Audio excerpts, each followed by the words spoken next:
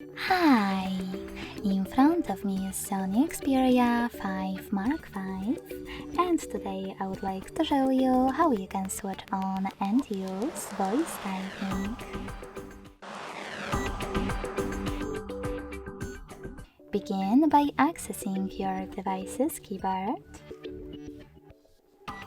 and clicking on the microphone icon at the top right corner of it. If it's not visible, select this gear instead. Now click on the voice typing section and click on the gray sweater next to use voice typing to activate it. Then go back to your keyboard. Now you can finally click on the visible microphone icon. And if you never used it before, select while using the app in the pop-up.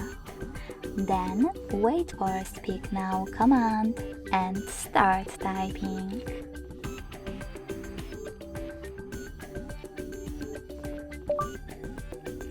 As you can see, voice typing is on. If you wish to stop, tap on the same microphone again.